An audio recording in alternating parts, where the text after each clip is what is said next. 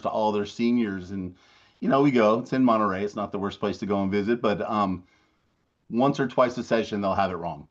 So these are the attorneys, and it's easy for me to say that. Catherine and I will look over at each other and shake our head, and they didn't quite get that one. They didn't understand it, and even the counties themselves don't always get it right. That's why it's after 27 years, Catherine can call the state property analyst. Her name is Cheryl Shannon Rea, and say, hey, San Diego's counting IRAs. You might want to talk to you know, to the crew down in San Diego, and next thing you know, they're in training for a week to see that they don't get to count the principal that's sitting in an IRA. They can only count the income that comes from the IRA. So it's very complicated stuff.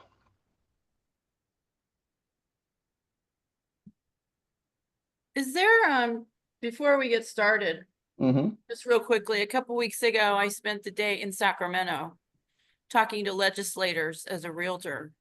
And this particular subject didn't come up, but a lot of it, because we go there is on behalf of property owners and homeowners. And it kind of connects. It's a cause and effect.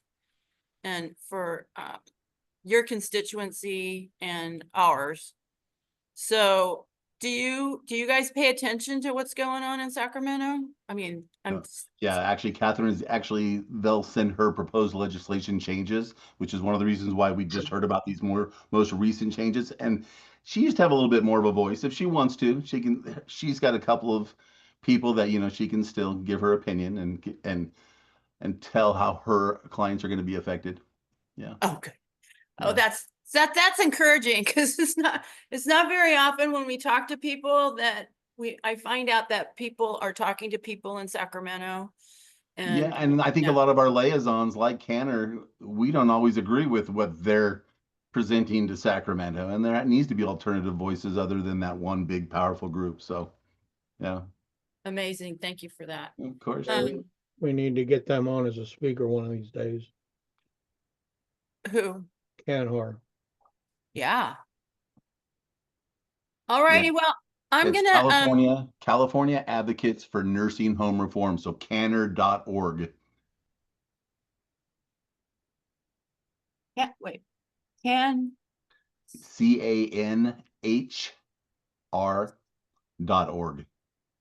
Or you can go back to the SRES course and look on the agent desk, and it's there, Julie. It's there. Amazing. That's wonderful. Okay. All righty. Well, we're going to get started here, Mr. Vanderpool. I'm going to let you introduce yourself. Okay. And are we recording? We'll go from there. Yeah. Are we recording, Julie? Yes, we are recording. Okay. So I guess in that situation, will you want questions to we'll wait on questions toward the end of it, or are we going to take questions? Up to you. Up to you. I'm okay with it either way. I love the questions. I like the interaction. Okay. So you feel free to interrupt me if you have questions, you guys. So first off, my name is Les Vanderpool, and I am one of the principals here at Medi-Cal Regulation Specialists. The owner of the company, her name is Catherine Humphreys. She is my dearest mom, and about 27 years ago, she had already been working at Department of Health Services for over 7 or 8 years and grew frustrated with, especially with dealing with seniors, not being able to give them advice, not being able to help them more. She would, when she first started working there, like a lot of the newest workers at Medi-Cal, they're put on the phones to answer questions. And through the years, you basically would hear attorneys say, have you ever thought about doing this privately? And it wasn't something that she was brave enough to do until one day she had a senior to come in, and she was with her adult child, her son, and she was living with him because 3 years earlier they had called Medi-Cal because dad had Alzheimer's and had to go to a nursing home. Well, when they called the Medi-Cal office, the person who was on the phones told them that they could only have $3,000 as a couple. That's for most of the welfare programs, that's true. But when it comes to our seniors and our long-term care, we have what they call spousal impoverishment regulations. So this person didn't get deep enough into the conversation to answer these people's questions correctly. And because of that, they had sold the home, paid the nursing home over $300,000 from the principal of the home. And now she was living with her son in an adult apartment. And when Catherine told her that, she didn't have to do that, that she got wrong information, she, bursted into tears And that was the straw that broke the camel's back. And Catherine decided, I'm going to go for this.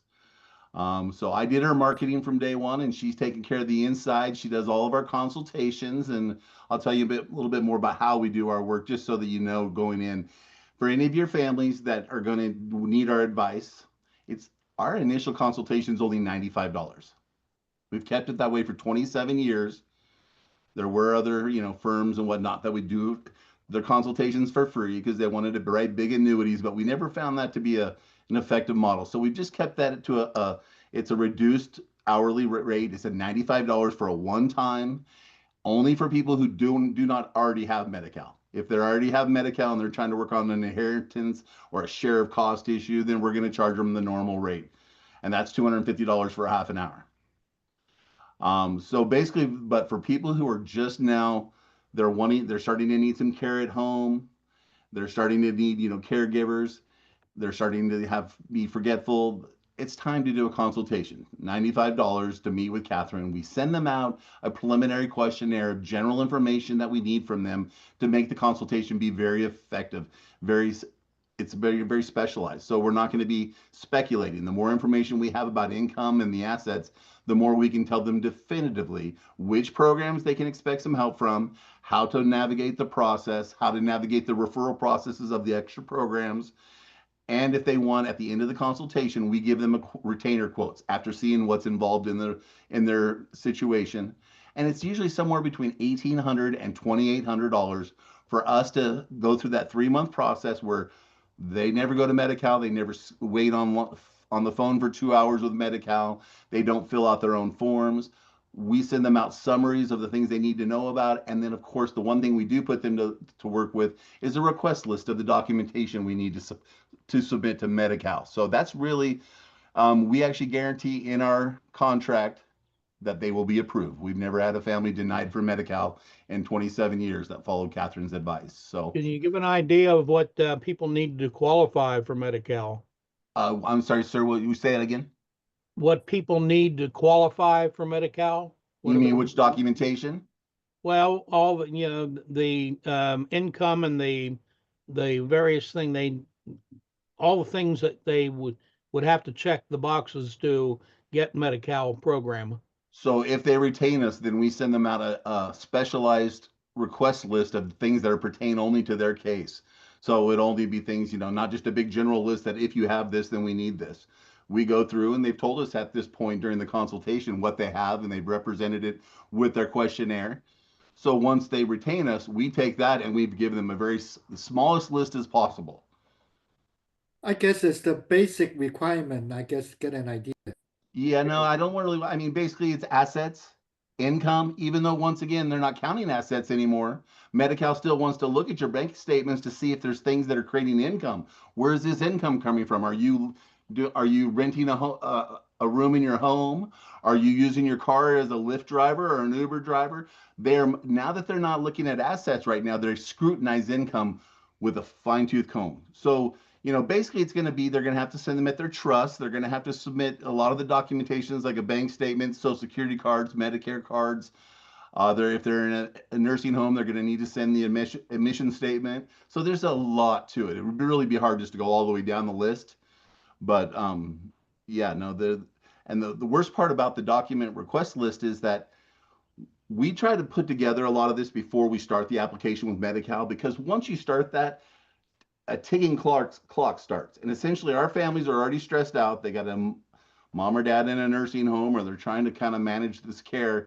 And while they're living their own life with their own kids and their own job, they're trying to have to go down to Medi-Cal and apply. And it's overwhelming. So I think, for families to call us to do a $95 consultation and decide, how they want to proceed, even if they just take our advice and move forward on their own, they feel empowered. They don't feel like they're in the dark waiting for 3 months to find out if they're going to be denied or approved. They follow our advice, and they're somewhat tenacious. They should be able to get through the process. Is there a website or somewhere that we can go to find out that long list? See, the long list is going to be very specialized depending on what the person has. So no, we don't just have a big boilerplate list of all the things that Medi-Cal is going to ask for.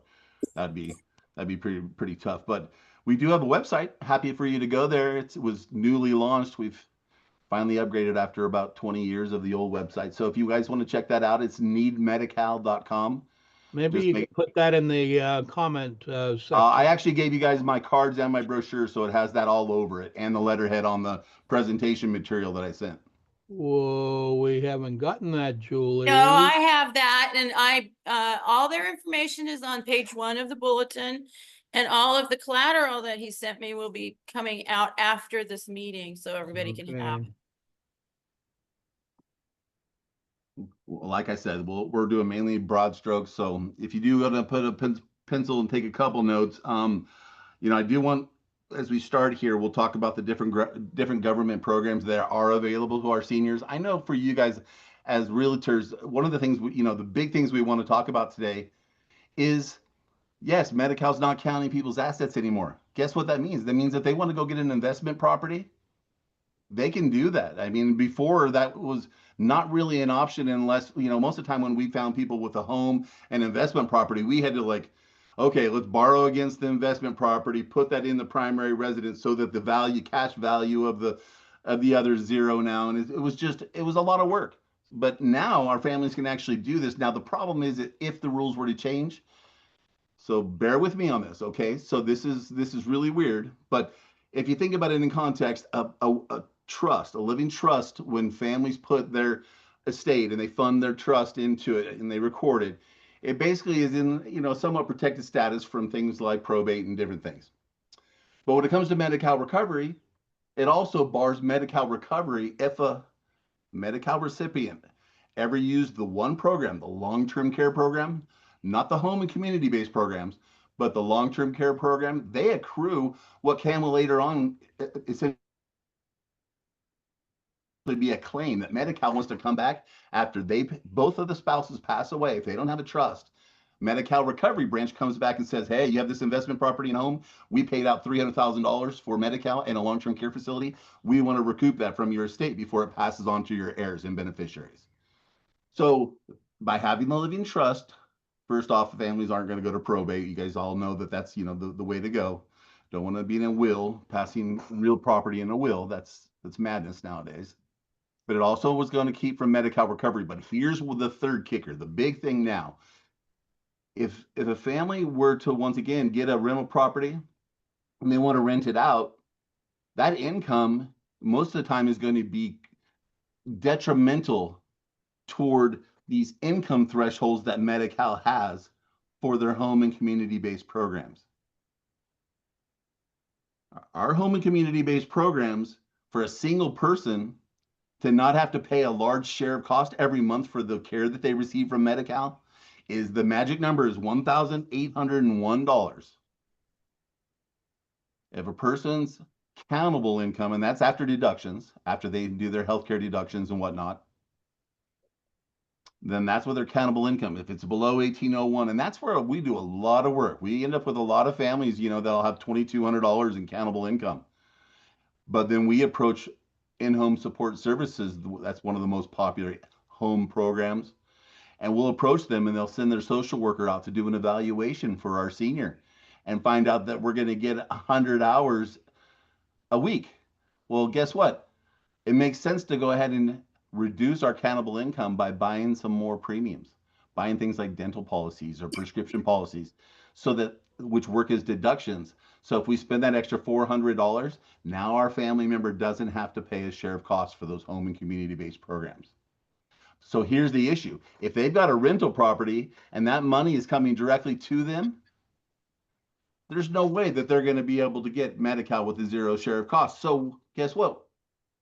If the family will if the home is funded into the trust and the rental agreement is made in the trust name and the rentor writes the trust name on the check per the contract, that income will then no longer count against these programs that we're trying to access. Does that 1801 change yearly? It does. That was as of April 1st of this year. Okay. Yes, sir.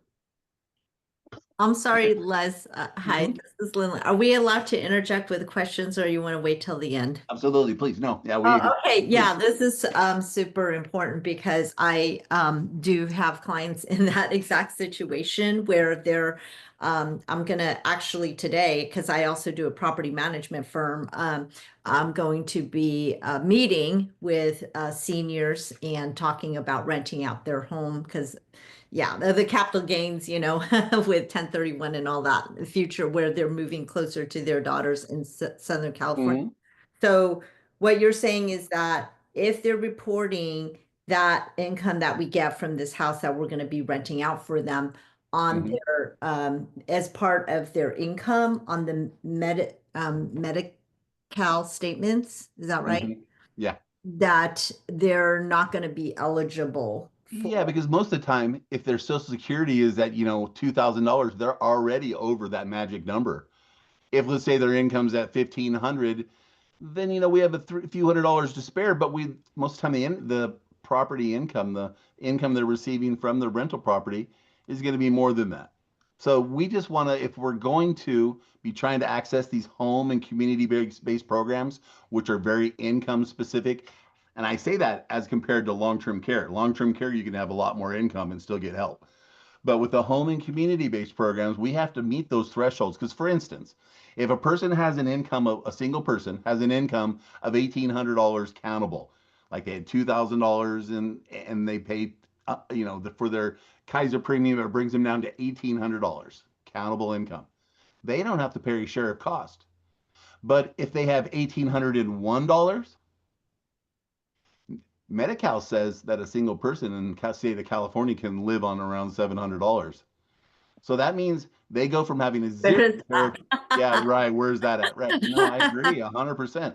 So, but basically what I'm getting at is if they have $1,800 in countable income, they get a zero share of cost. If they have 1,801, they automatically go to about, with the $2,000 income and they're allowed 700, they automatically go to about a $1,200 share of cost for any home and community based programs, which means they're not going to use them. They're only going to use them for catastrophic things. They're not going to use them for checkups and preventative type of healthcare. So we really that why not just go ahead and put the rental income into the trust, into the contract, into the trust, and then once again write the checks from the renter to the trust, and then once again it's a third party. Oh, I got you. Everything, the trust is the owner. Yeah. And now the only thing you have to worry about beyond that is how often you're taking principal from the trust to fund your life. Because remember, Medi-Cal's not counting that because that's a third party. The trust itself is its own entity. So they're not going to count all that like we talked about.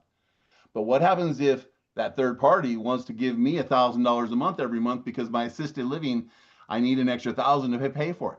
Well, guess what Medi-Cal is going to do? They're going to count that $1,000. If you do it every month in a periodic fashion like that, they're going to count that as income, even though it was really your own asset. Isn't that Mm. terrible? So we have to not do that in a periodic fashion. We got to make sure it's not done every month. If somebody wants to take 12 grand out, every 6 months to make up for that amount, then we're able to do Do that. it in We a won't be. lump sum. Got it. So then the lease should be in the name of the trust. Mm-hmm. And then the tenants are making their monthly payments to the account of the trust. You got it. Exactly It's, right. Yeah, okay. to whatever checking Yeah. account you're right, they're writing to the trust name, and you're going to deposit into one of the checking accounts that's in the trust. And Yeah. then because of that, then they would be able to qualify for the community PACE As programs. long as, once again, their income already without that income is below the 1801. So if it's above the 1801, then we're going to talk about things we never ever talked about liquidating IRAs before. That's just not something you wanted to do. But if that IRA is going to make me have to pay $1,200 a month for my share of cost, and guess what? It's only 2 grand to liquidate my IRA. Well, then, and I know I'm healthy. I'm going to need this for more than 2 months, and I'm probably going to use it for years. Then let's go ahead and liquidate my IRA, pay the 2 grand off so the tax issue's done, and put that right into my checking account.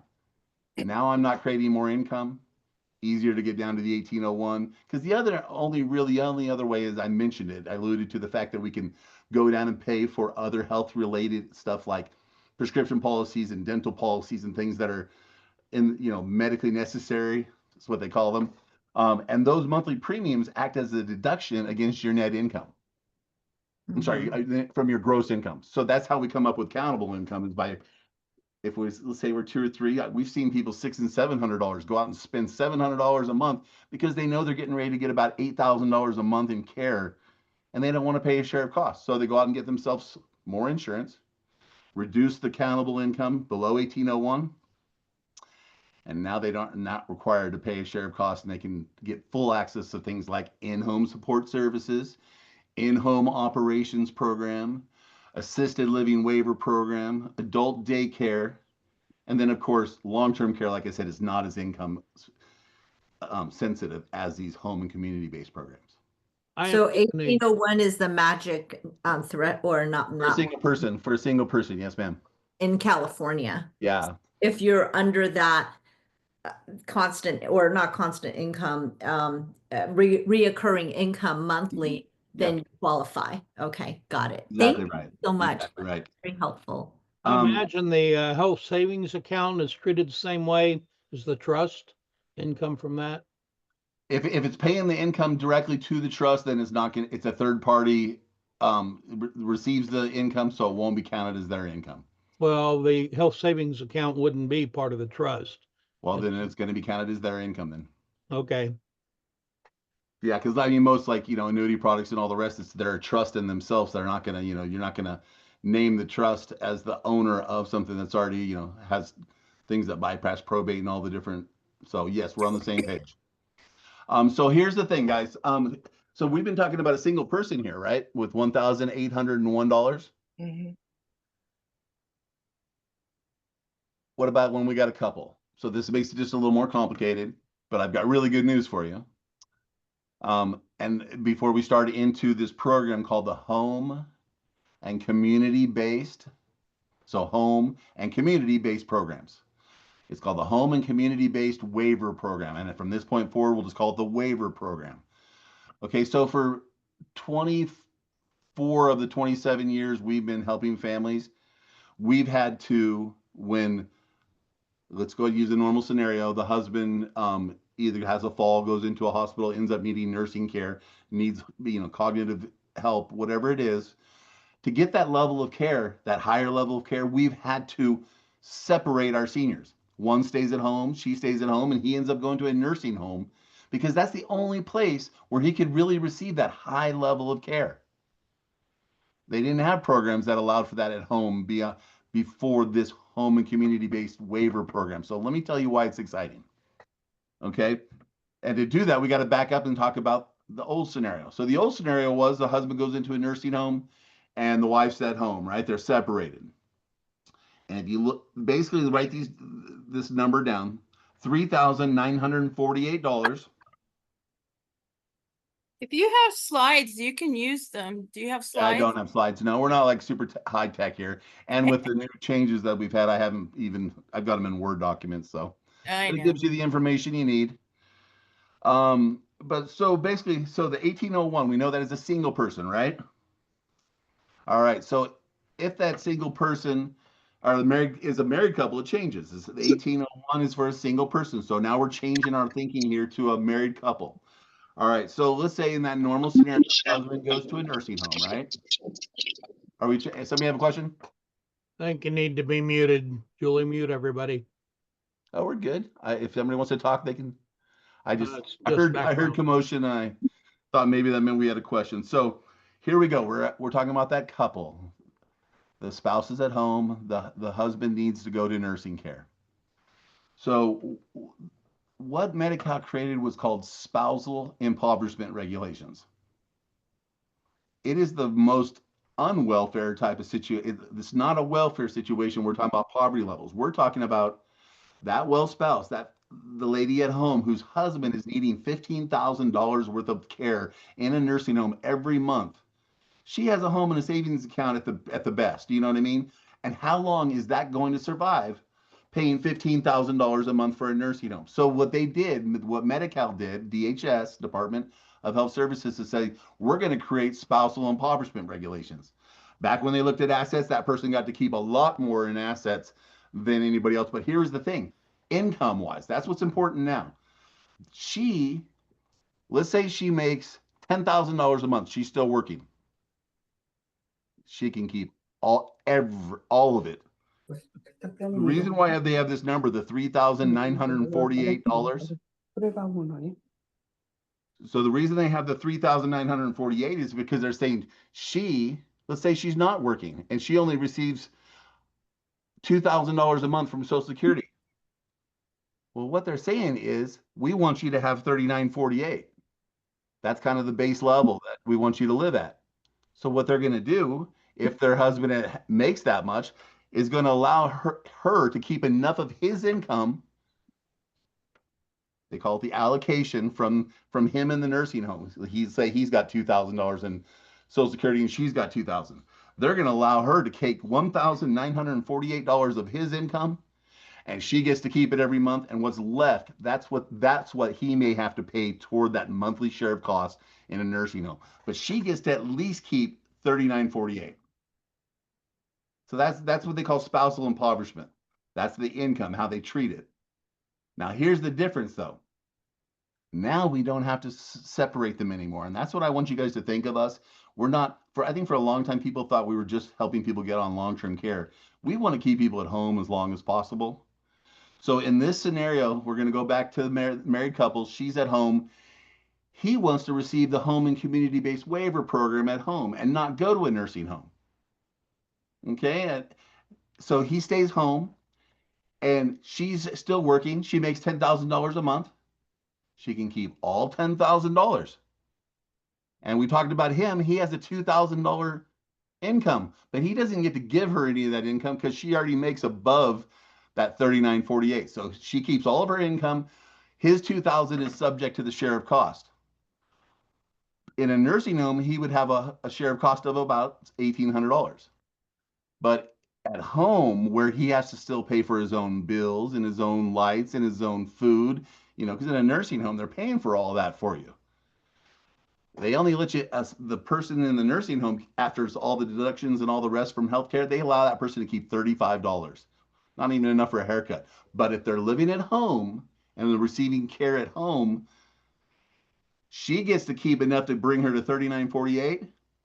And if his income, what's left, is underneath the 1,801, which he gets to keep $1,800, if it's below the 1,801, he keeps it and he has a zero share of cost for the home and community-based, all those programs, in-home support services, in-home operations program, adult daycare, assisted living waiver program, and this home and community-based waiver program.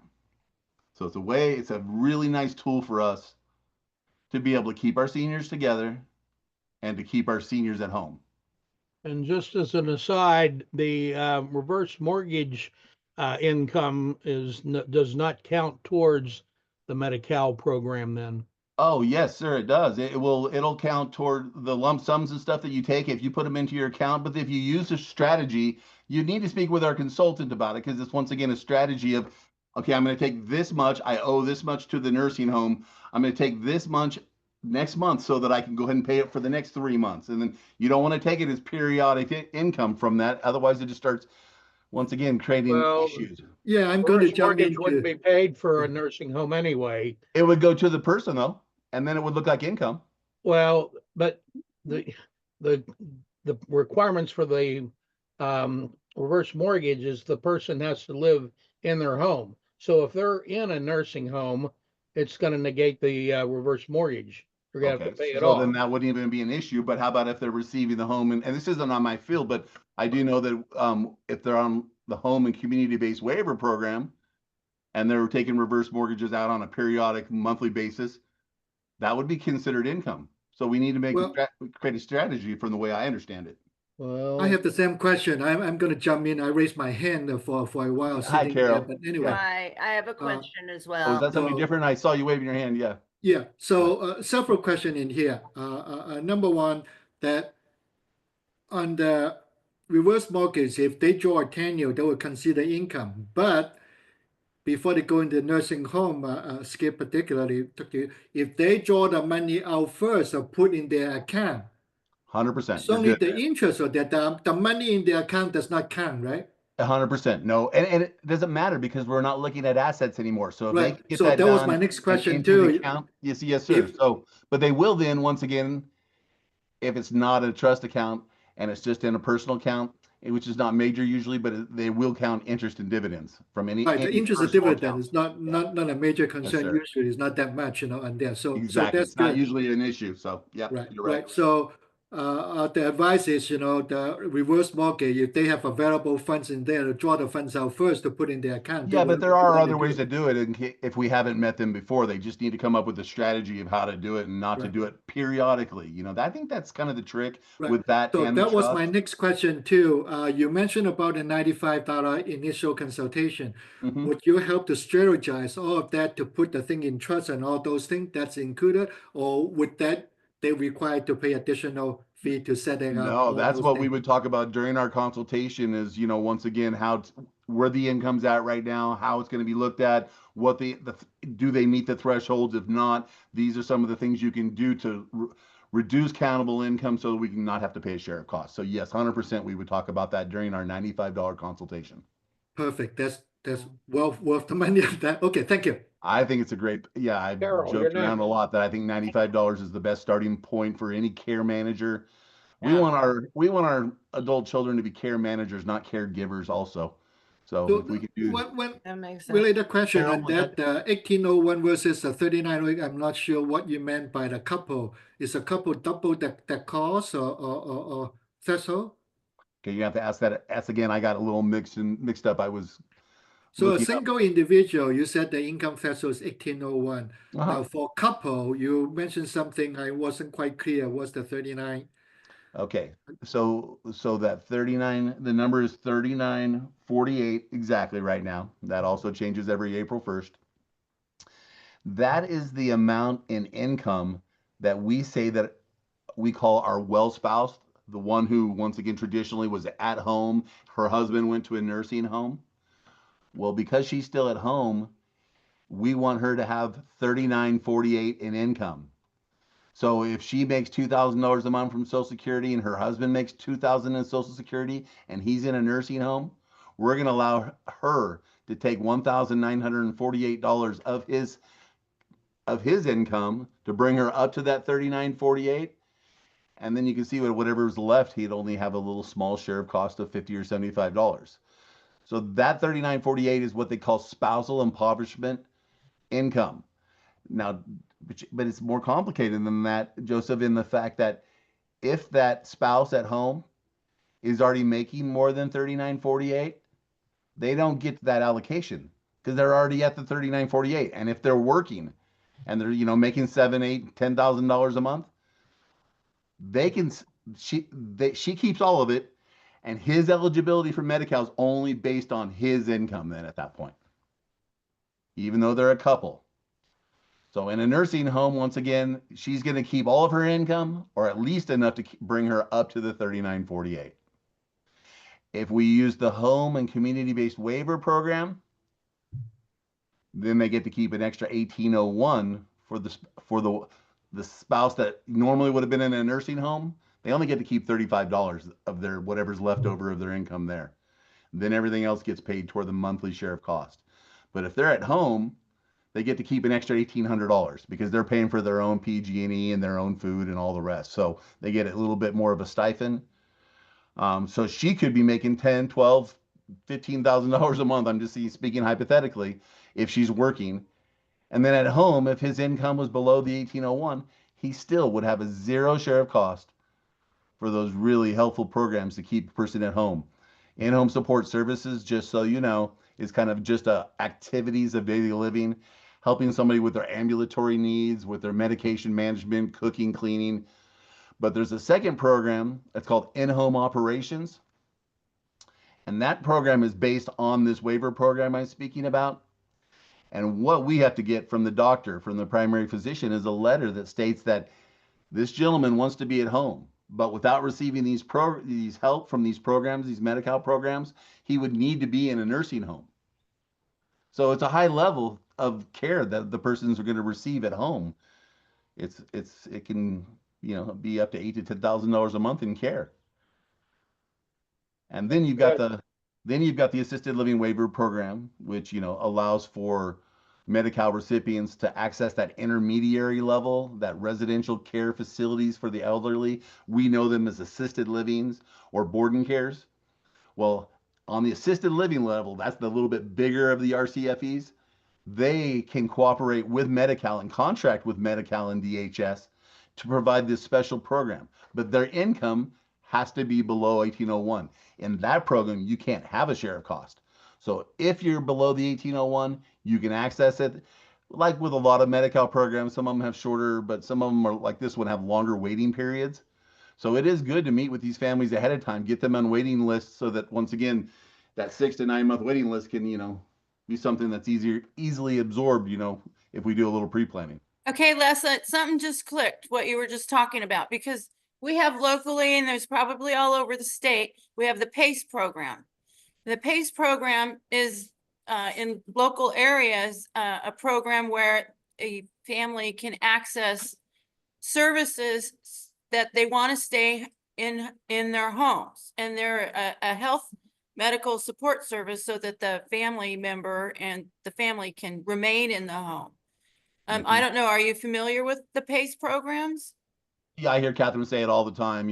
Yes, she's very familiar with PACE. Yeah, so that's what we have in our area. So we have a couple of Unlock is one of our PACE programs, and WellBe Health is one of our PACE programs. Those the are first our step, local. though, Yeah. Yeah. The first step Yes. is always still just like with any of these programs, and people need to wrap their mind around this. The first thing is getting Medi-Cal.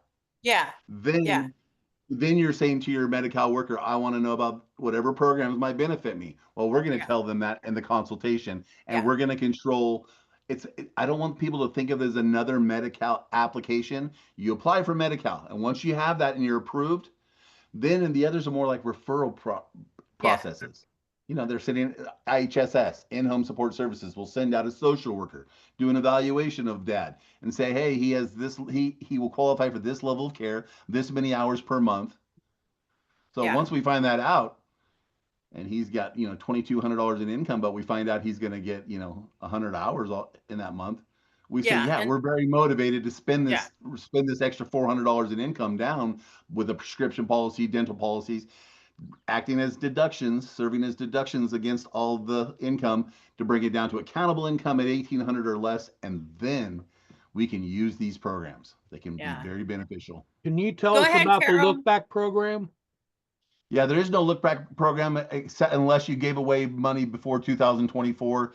How that works is basically they're going to look at it and they're going to say, how much did this person give away?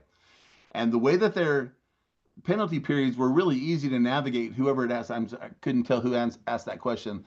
And basically, let's say this. Let's say it was in 2024 in June.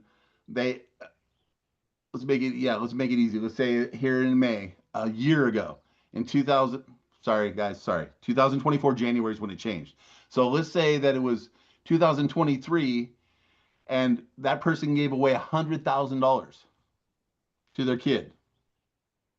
So what Medi-Cal would have did is they would have said, we're going to take the average month of a nursing home, which for their contracted rate, it's a little less than the average amount. It's about $13,000.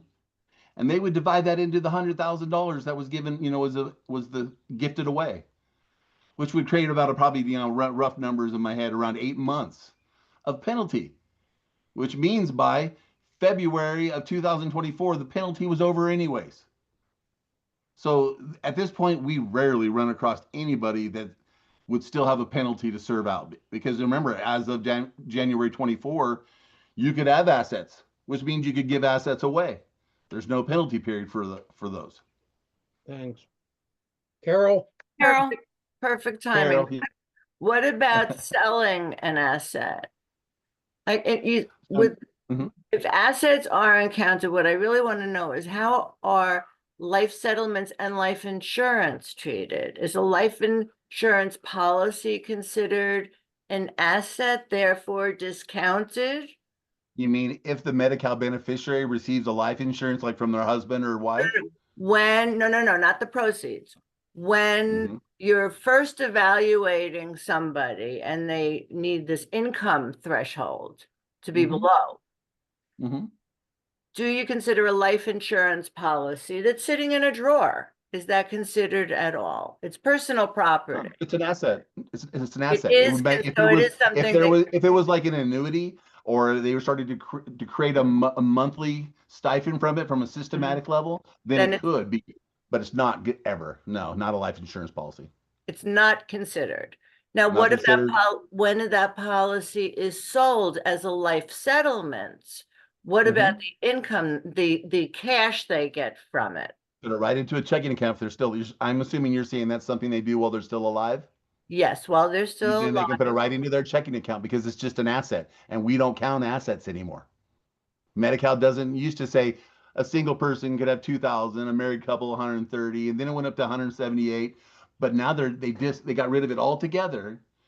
We're not going to have to. We still have to show assets and verifications for assets because they're looking for income derived from assets like IRAs, car, home, different things. But we don't have to meet a asset threshold anymore. So if you have a $30,000 life insurance policy over here and you want to cash out of it, put it right into the checking account. Doesn't matter. Doesn't affect anything. What if when you're looking at your taxes, when filing taxes? I'm not an accountant. I understand. Okay. I understand that. So I'll give you a basis. When filing taxes, if there is a process called life settlements, where people take their life insurance policies and they literally sell it for cash. Well, because it's become such a big industry, the IRS has looked at it. Now, the way they treat it is, like you said, if somebody sells a policy, there's still a cost basis. Whatever they paid into it, that doesn't count because that was their asset. But if they get money above it, the IRS now says it's income. Okay, that's fine for the IRS, but it's only going to be a one-time lump fee, right? It's not going to be a monthly periodic payment. Even though they call it income. Yeah. Doesn't matter. As long as we didn't apply in that month, or once again, we got it in there and Medi-Cal didn't catch it, which they are horrible at catching these things, which are their rules. But our main thing is we wouldn't want to take any type of settlement where it's going to be a monthly periodic payment. If it's a lump sum, we put it right in the checking account. Excellent news. That's if you want to get really specific, well, let me just say this real quick. If you want to get really specific, Carol, if they're going to do that and they're going to take a lump sum, have them do it have it liquidated within like the last week of the month, because then Medi-Cal would actually have to catch that, and they're never going to catch that. So easier I can say that done, but I'll make note of it. Yes. Yeah. Thank you. Always have to, something's going to hit the last 2 or 3 days of the month's perfect. Okay. Any month. Any month. Yeah. It works on the. They got to catch it. Medi-Cal has to catch it within that month. That month to penalize that income. Yeah, and there's no chance that they will ever. They have no foundation to even do that. The only time they ever get income, updated income is on that yearly renewal. Every 12 months, we have to do a little mini application for our recipients. At that point, they've been approved for a year, and we have to do a little mini application. We have to update and show that COLA increase that Social Security does in December, and just a few other things that we have to report, like a change of where they live, or just certain basics. They call it rights and responsibilities of our Medi-Cal beneficiaries, and we give a list of the families that are going to go on their own and do their own thing. But any of our families that we do ongoing case management with, then once again they're going to send things to us as they receive them from Medi-Cal, and we do the reporting. So cool. By the way, is that automatically out if the person applied still have a job? No, not at all. I mean, they just have there's to make less than there's a lot to that, Joseph, because I mean, some people, once again, they might have started collecting their Social Security before they were 65, so we can get them on a special program called the 250% program, which means the income doesn't even count at all. So there's so much to this, guys. It's just, all I can really say, Joseph, is send them our way, and hopefully they can afford the $95, and we'll be able to give them a full evaluation. Okay, thank you. It's boggling.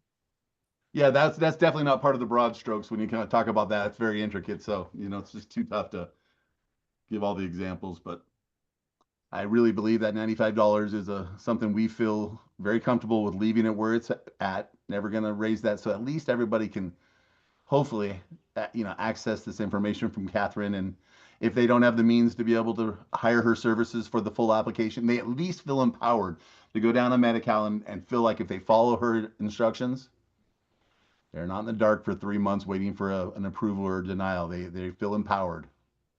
So just to be clear, if I may, Yeah. if I decide to hire you, I come in, do we have to do it face to face? No, we do everything over the Okay. phone. Yeah.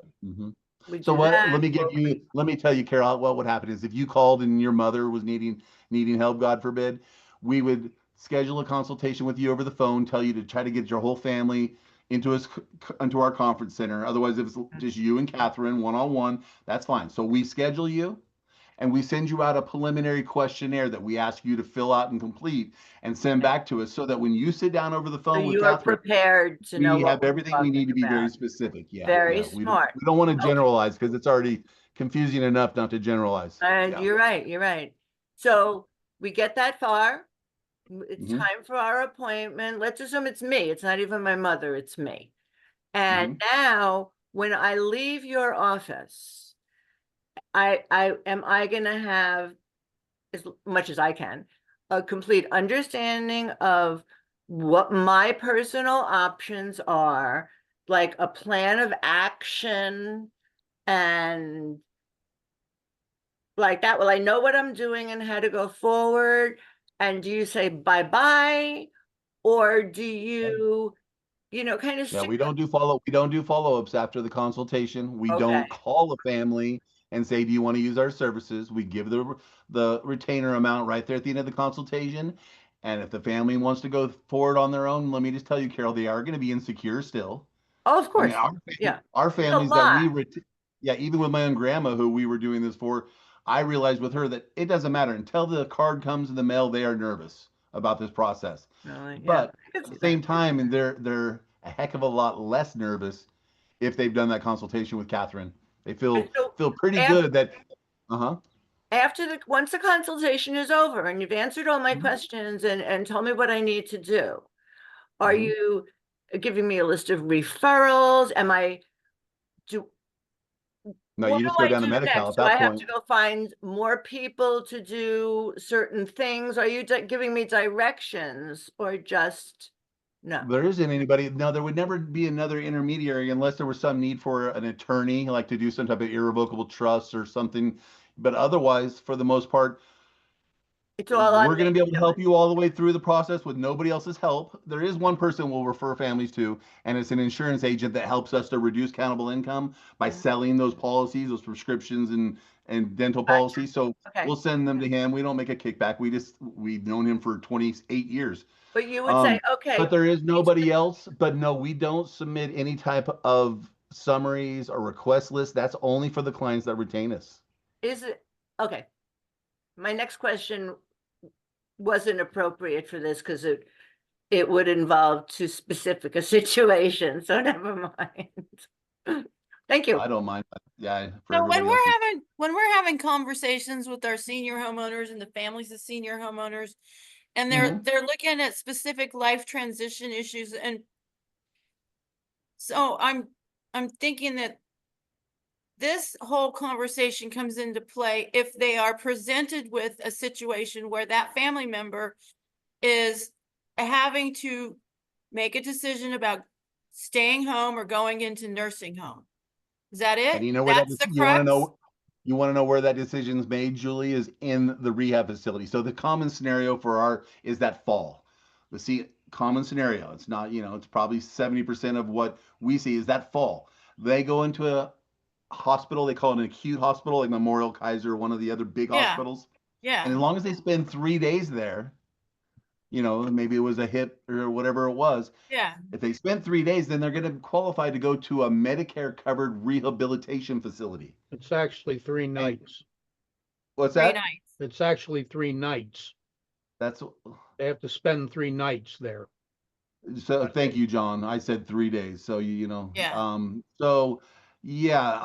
so if after that they qualify to get up to 100 days of rehab, and those rules may change a little bit here and there, but the point is this: we don't have a crystal ball once they go to rehab.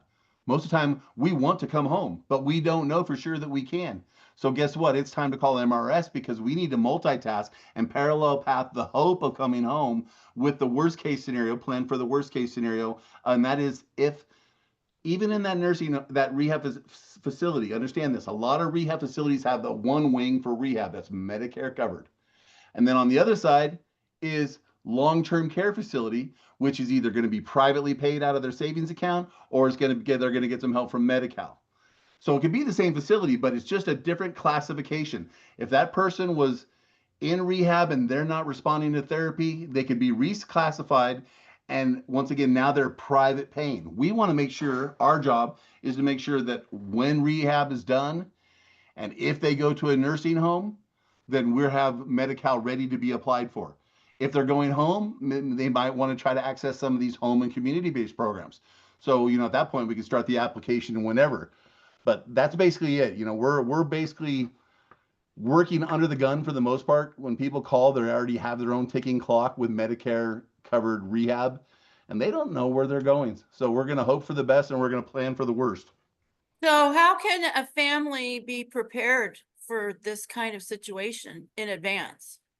Oh, I mean, we had my granny on Medi-Cal for 10 years before she ever used it. She just had the card in her purse and didn't really need it, but we knew that the day she did, it was almost like having a long-term care policy. So yeah, you can plan for it. Especially I advise people right now that have a second home to apply under these current rules, because if they do change back in 2026, that second home, we don't know how they're going to trade. We don't know how Medi-Cal is going to look at it if it's funded in a trust and the rental agreements in the trust, and we write a check from the renter to the trust. That wasn't allowed before when they were counting assets. So I don't know how they're going to look at that again. So to me, when they do make new rules, they usually grandfather them in, which means that we get people. It'd be a great time for pre-planning for people who don't even need it right now, but want to have it in place when either nursing home care level is needed, or we want to start accessing some home and community care. So maybe Jing, you could chime in on this. Those of us that, or somebody on here that do, long-term care insurance and, similar product, have conversations with the seniors, the senior homeowners, or the families of senior homeowners in order to be prepared for situations like this and to make better decisions in advance rather than having to make decisions during a crisis. Yeah. Yeah, we do know that the one advantage of the long-term care insurance is you can use it at private pay facilities. Yeah. Yeah. Otherwise, once again, it's just counting toward what Medi-Cal would have paid for anyways. No, based on my knowledge, was told that if you have a long-term care insurance, you're not qualified for Medi-Cal benefits. Yeah, that's not true. No, we absolutely get people approved all the time that have it. That's great. And especially if they haven't started drawing on it, and Right. once they do start drawing on it, well, then we're usually looking at long-term care or a high level of care at home, to qualify for the program to start paying for these care. But you 100% can have that. It's just like the VA. People don't think that a person can have the VA and Medi-Cal at the same time, and it's just not true. Yeah, even before that, when we were writing even a term life insurance or any life insurance, because there's 24 to 48 months that living benefit, the terminal illness benefit, right? Every insurance has, and they said that you're not supposed to check it because it's included anyway, so you don't have to check it, because if you Is check, it going to pay for everything? once you check it, they said the Medi-Cal will deny the benefits. So I'm just telling you, we get people approved all the time that have long-term care insurance.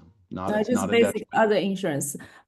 So I would like to know more about what RCFE will get, especially with that new Cal AIM, right?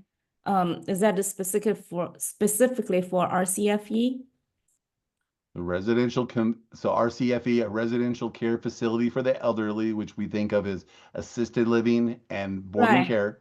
Yeah. Medi-Cal has a program now, and depending on what counties you live in, because Yeah. places like Sonoma County up north only have one facility contracted with DHS, where places Only like LA have 15 hundreds of counties. facilities.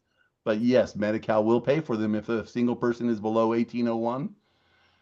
Or once again, we're using the home and community-based waiver program. And I've told you how the income works with that. Right. They told that, they said there's a new one that started in 2022, which is called CalIAM.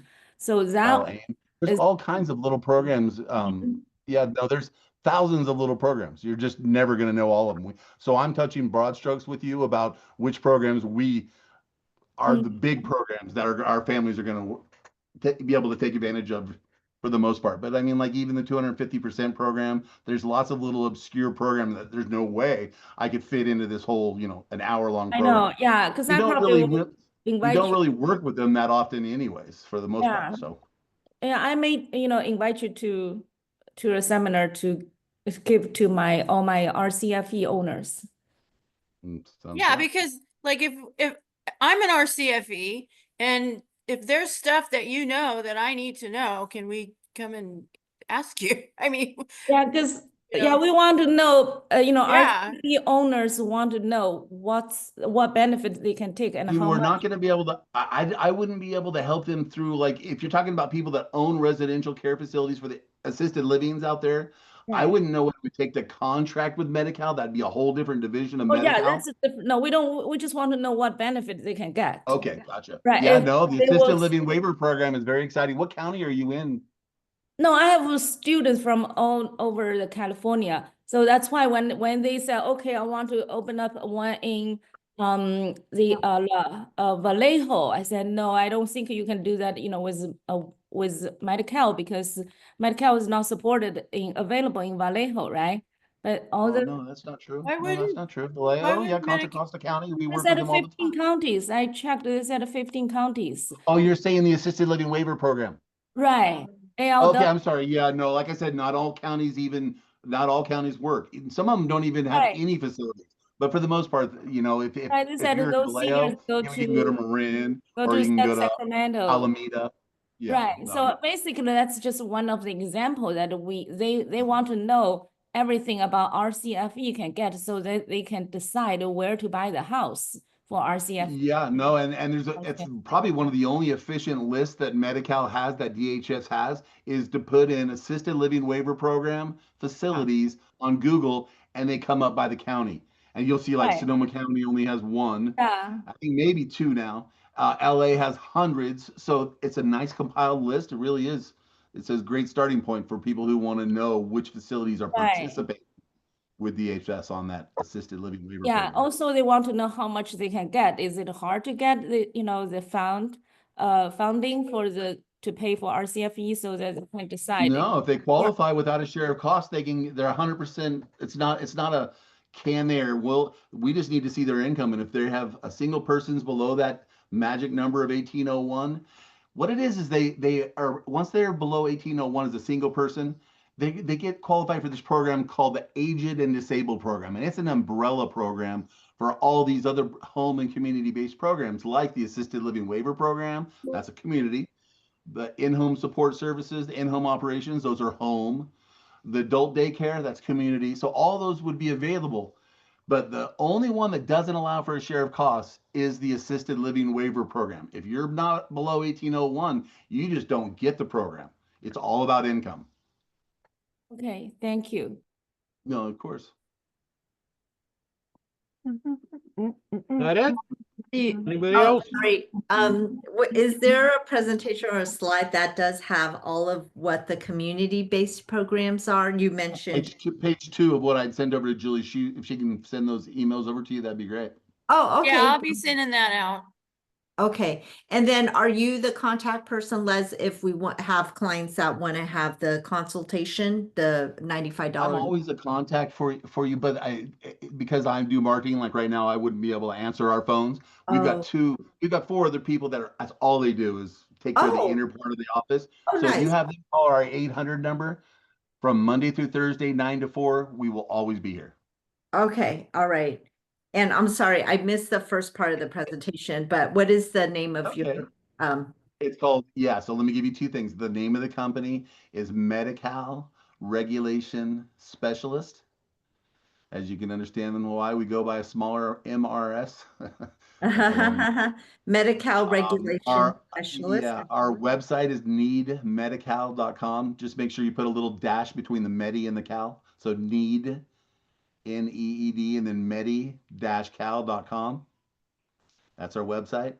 And our 800 number, and all of those will be on. I also included brochures and cards for us, but it's 877 677 6334, and that's our toll-free number. 877-677-6334. And you're a Medi-Cal Regulation Specialist. You got it. Yep. Okay, got it. Okay. Our first year in business, we were doing an Alzheimer's walk, and we got ourselves some shirts and put M.R.S. on the right here, and we had to answer all day long what Mrs. is.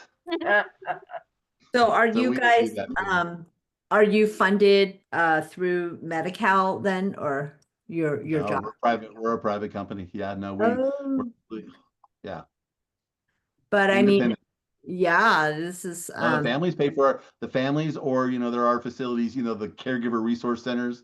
They're like a big state organization in every county. Sometimes they'll pay with government money to pay for our fees, but for the most part, that's for indigent families who don't have the capacity to pay. Otherwise, it's the families. They'll pay our fee to help them through that process. I got it. So do we have time for one more question, or you guys have to go? I'm good. Okay, sorry. So we were actually just talking about this morning. So my sister is actually a informal caretaker. She flew in from Canada with the boyfriend, had to come along, but that's another story. They're all living. It's always a story, yeah. Yes, they're all living with my parents. My mom has she has dementia. My dad has prostate cancer, so she's helping them out and informally. So, but she needs to have some type of insurance. So is this Medi-Cal? Would she qualify, or is that something else? How old is she? So here's what you need to qualify for the Medi-Cal program, because otherwise you're talking about covered California. If a person is below 65 and they're not disabled, so I guess the inverse way of saying that would be a person can get Medi-Cal program if they're 65 and older, they have a disability that is expected to last for more than a year, or they have a displaced spouse. A lot of those are more like the welfare programs. They're not senior programs. But, basically if a person has a displaced spouse that's taken off, then once again, that's going to get them into the Medi-Cal program. Another way to get into the Medi-Cal program, and it's kind of just a side note, is for those people who don't have enough in their Social Security, they get that supplemental security, that SSI check. You guys familiar with that? So people who don't make, I think it's up to around $800 or something a month, they get a second check to bring them up to the poverty level. So if they qualify for that second check, Medi-Cal knows they're automatically going to qualify for Medi-Cal. So by getting SSI, they automatically get Medi-Cal. The only thing that changes with that is if they ever go to long-term care, they're going to lose Medi-Cal, and all it means is they have to go to Medi-Cal and apply now for the first time, because the first time they got it through their SSI check, through their supplemental security income check. So a very common scenario, $600 income. They apply for that supplemental check and get 200 and change to bring them up to the 800 and whatever. But by doing that, they're going to get Medi-Cal. But if they go to long-term care, they lose their SSI check. That second check, they don't need it anymore because they know Medi-Cal is going to be paying for their long-term care facility. But they got to go down and apply. Never applied before. They got it through their SSI the first time. So the list that you just listed, they have to be all of the above. Yes. To qualify for Medi-Cal. Like they have to be 65 and older, those are all the things that create what they call linkage to the Medi-Cal program. So to be able to go down and apply, you'd have to be 65 or older and all those things I talked about. If not, and this is something you guys should be familiar with, you're going to apply for Covered California through the website. Oh, But a okay. lot of our seniors are applying through the website and they're getting denied because they're 65 or older. But the person at the Covered California, it's criminal. It makes my blood boil that they don't tell the senior, well, you weren't supposed to apply for Covered California in the first place. You were supposed to apply for the Medi-Cal program. And you can't do that, it's easily through the phone and the rest. You got to go down to Medi-Cal, wait in their lines and all the rest. But it's two different programs. Got it. Okay, so she's not 65 yet, so she would go under Covered California. But she could make some income if we can get mom and dad on the in-home support services program. She can be the payee for the care that she's providing to your mom and dad right now. Yeah, exactly. And that is through which program? Medi-Cal, and then in-home support services, which is that first level of care that we can get up to 400 or 500 hours a month paid for, and that could be since your sister's already the caregiver, she can either become a care manager and use that money to pay for other people to come in and pay for mom. If she gets a job, if she decides to use that money and let somebody else care for mom, and then she can go and get her job because she doesn't have to be there 24/7. So it gives flexibility, and if nothing else, gives some respite. So okay, and you can guys become an do that, income or source. do you do that consultation, or is that a separate thing? That's going to be in the consultation. No, that'll be in the consultation, 100%. Oh, the We're going to in-home. be able to very specifically tell them if they're approved for Medi-Cal and which of these programs they can expect some help from. Oh, wonderful. Okay, so basically, I already got your website on the needmedi-cal.com. So just call today and then get her hooked up with someone for a consultation, right? Okay. And that is for anyone, because I thought, okay, so you don't have to be 65 and older. Not for anyone. Yeah. So if somebody is younger than 65, we're going to catch up. We have a few questions that we'll ask somebody when they call. Oh, okay. And we'll be able to well, you're not 65. Are you disabled? No, not disabled. Any displaced, parent or anything like that? We'll ask those questions. And if they don't have a yes to one of them, then we say, yeah, you're at this point going to be calling Covered California. Okay. And their application is much easier than Medi-Cal's application. Oh, okay. But we haven't found a need to help with the Covered California. But the $95 consultation, you do in-home support service. We're going to cover all of those programs that we covered today. Yeah. So we're going to talk about the age and disabled program. And then as an offshoot of that umbrella age and disabled, you'll hear people call the A&D program. Then we're going to talk about every single one of those programs, from in-home support services, in-home operations, the assisted living waiver program, adult daycare, and then of course we'll always cover long-term care, even if the family isn't ever wanting to do that. They need to know if a doctor takes the decision out of their hands and says we need 24-hour care. Sorry.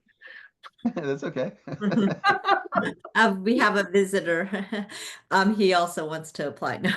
So anyway, I don't think I've ever done one of these where somebody didn't have one of their furries show up. So the last one was somebody brought their cat part of your up avatar does include adult children that care for their or part of the in that one program. In in-home operations, it's a higher level of care, so it's social working companies and whatnot that provides like a low level nursing. So can but both the in-home support services, which is the first one, that can be, once again, adult children can Maybe, so maybe you guys a family can come. Okay. Maybe you guys can talk offline about that. All right. Sorry about that. Yeah. Thank you so much, Les. Anybody else have anything besides Carol with the cat? Oh, there's Skip. Hi, Skip. Was that you just now? Oh, yeah. I've been here all the time. Skip. Good stuff. I want to say hi to Liliana. Thank you Liliana, say something. Connecting me with the crew. What was that, Liliana? Anybody else? Hi there. There she is. Hi, Liliana. So nice. Julissa, good to see you too. It's so great. Thank you so much for a wonderful presentation. This information is definitely needed.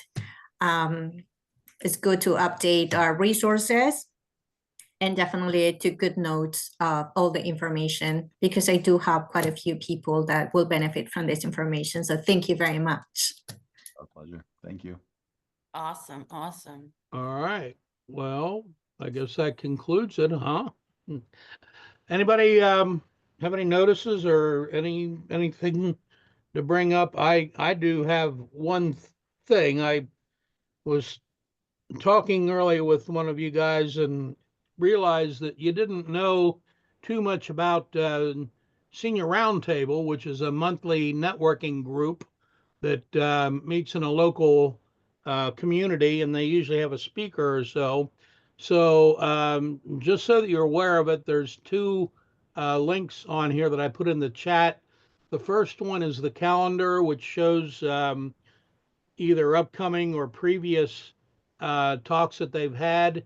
And the bottom one is actually YouTube recordings of some of the ones that we had, which includes this last Thursday one. They always have it the third Thursday of the month. And this was at was a Landmark, and The Watermark Almaden. they had a panel talking about the ability to age in place. So be aware of that. It's a great opportunity to network with people. They had over 70 people there. And certainly you guys are invited anytime you want to do it. Get on the email list so that you're getting notices about it then. Yeah, that panel discussion last week was amazing. We had 4 speakers, and interestingly enough, one of the ones was from the Village Network and talked about Avenidas, which we talked about a few weeks ago. The aging in place thing, especially for Mr. Vanderpool, because we do talk to families all the time, and all of this information is pertinent to our conversations with these families for aging in place, and it's always aging in place is the ideal. And when us as seniors real estate specialists, we talk about aging in place with our senior homeowners and the families of senior homeowners. It's not always the place that they're in currently, and we help them identify that if it is, or what the next place is going to be for them. So important, because I think one of the hardest things that our seniors go through in the families is acclimating. Yeah. That first 30 days in any new facility, it's like they're wanting to come home with you. You're having to peek through the doors where they're locking them in, and it's really hard. It's huge. Begging you to take them home. Yeah, it's so important. I mean, we just learned about one of the things we discussed last week are, especially for memory care and mostly the exit seeking residents. Everybody's family, can encounter this family member that is in an environment that they want to exit from a lot. And that presents a problem, and we need help with that. No, they're just nervous the whole time, because they're all my grandmother. She was in an assisted living called Emeritus in Stockton, and she met a younger man that was out there. He was just on the Lewy body dementia because of drinking. So he was younger, and he was like 20 years younger than my grandma. And all he talked about to her was escaping from this place. Yeah. Yeah. Well, it's already unsettling enough to have that. Yeah. But, so. And this information that we learned from you today has been so invaluable, because we do have these conversations with our families, and that just gives us more empowerment, more resources to be able to have good substantive conversations and solutions. We try to provide solutions. That's what our job is. I say we're just a tool in your toolbox. So, yep, if you need us, we're part of the puzzle. Amazing. Thank you so much. Does anybody else, Mickelin, you got anything to say real quick?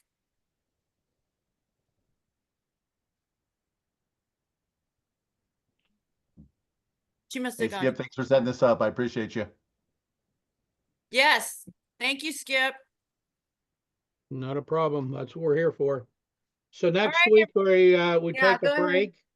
There's no meeting next week, so if you get on the call, you can talk to yourself. And the week after, the topic is artificial intelligence in real estate, and that covers marketing. It covers legal documents, on and on and on. So it's going to be pretty good. So I'd invite you to join with us then. And let's see, we're actually lucky that we have talks filled out all through October. So there's quite a few of them, and I'm even getting more ideas beyond that. But you know, we've got some good stuff, and we don't forget we do record them. And as soon as we get a landing page to be able to post them, you can watch them. Otherwise, you can just email me if you have one in particular, and I can And the send it to recordings are you. in the email every week. You know, if you have So to go back through all them and you didn't If- delete them and you can remember the title. So, yeah. But anyway, we're going to have a website soon, and that will be not even a problem. Right, Julie? yeah, and if anybody has any subjects or things that they would Topics. like to talk about and share with us, that would be fabulous. Just Yeah, let me know and I'll put it in the system. yeah, perfect. All right, everybody. Thanks Well, again. thank you again, Les. I appreciate Thank the you. Exactly. time and your work for us. So, yeah, thank you. Our pleasure, you guys.